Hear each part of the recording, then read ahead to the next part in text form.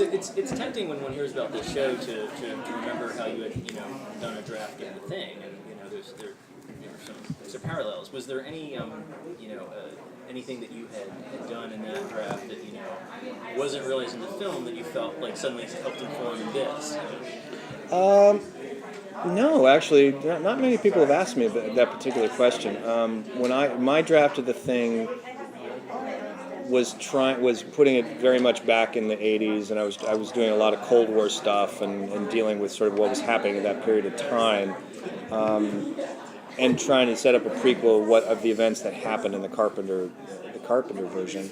There was really nothing about that project that really had anything to do with this particular project, except for the fact that they're both kind of set in an Arctic environment, the Antarctic and now the Arctic. But this is such a different flavor. Those movies are about isolated outposts that really aren't doing anything other than just studying the Arctic. This is about a fairly good-sized medical facility that's involved in research that gets away from them. So they're sort of different flavors, that just happen to be set in a very similar environment. Just as a follow-up to the thing too, totally unrelated, but it's a crime in what they did make that they didn't have your little reference with Kurt Russell there, the sign saying, "Do not accept rides from this man."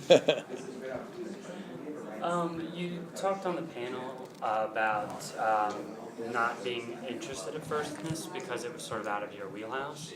Have you had to make any adjustments working on a show like this? Sort of genre? Not too much. The aspects that I'm just not a hospital show or a medical show kind of guy. The shows I liked the least when I was working at Star Trek were the ones that were in sick bay. It just wasn't my thing. And for this project, I talk more about just what the character dynamics are and what the arcs between the characters could be and what the twists of the story is.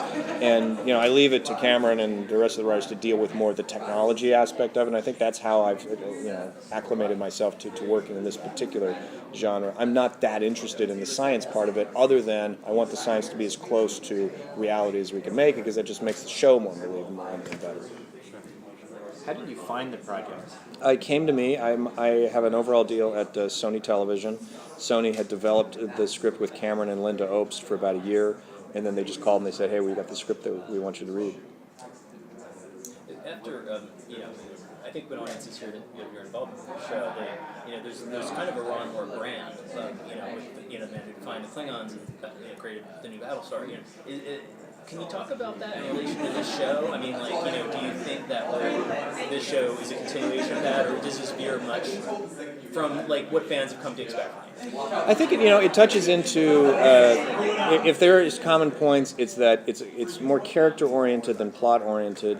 It's about darker realities and darker things happening, and I like the serialized format and tailing and claustrophobic stories, and an Arctic base isolated by itself is sort of like a spaceship. I mean, you're basically in an environment you can't go outside. So I like telling stories in that kind of fashion. But mostly, I would say it's about ambiguous characters and difficult moral choices, and those are the things that I just like, and that's probably what people think of in terms of whatever my brand is.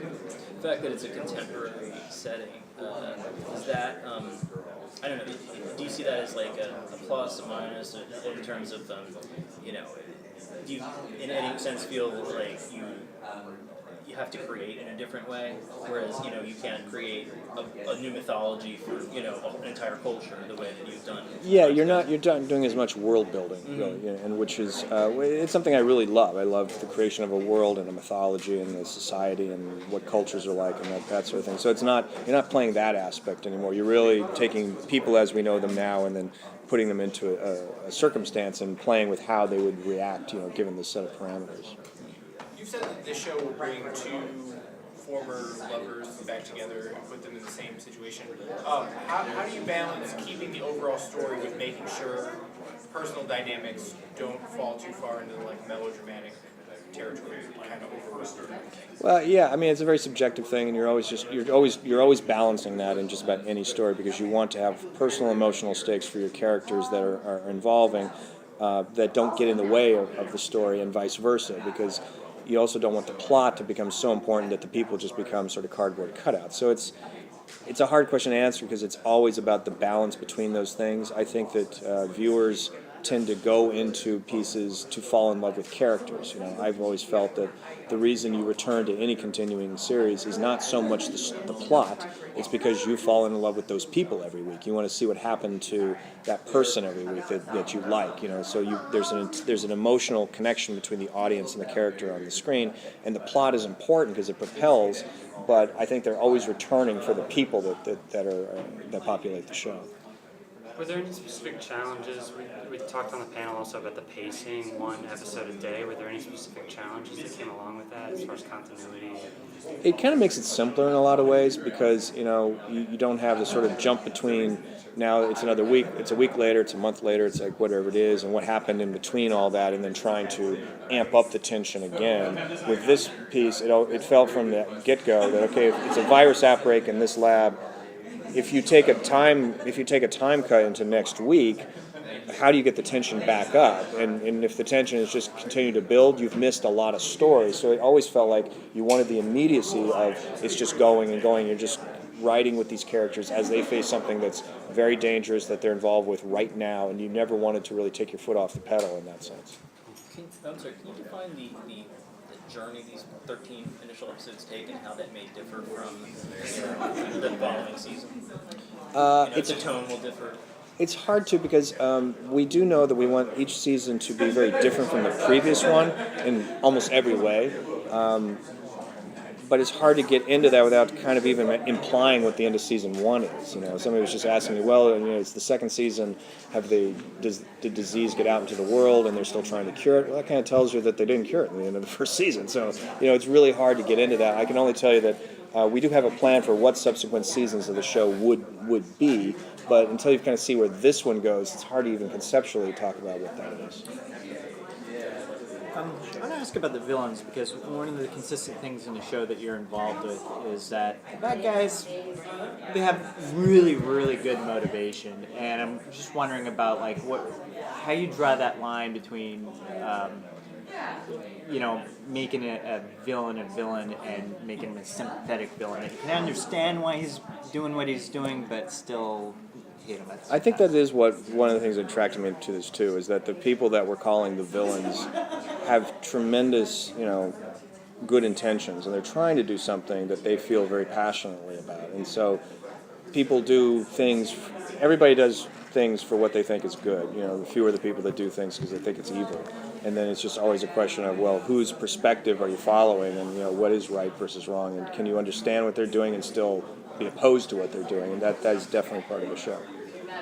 Can you talk about anything else you're working on right now, or is it far too soon? Any film scripts? I'm doing a show for Starz called Outlander, which is based on a series of books by Diana Gabaldon. That's been greenlit to go to series. We're doing 16 episodes, shooting in Scotland. It's a period piece. It's sort of has sci-fi elements to it in that there's a time travel aspect to it. It's about a woman from 1945 Britain, ex-Royal Army nurse who is out in the Scottish Highlands with her husband, reconnecting after World War II on sort of a second honeymoon.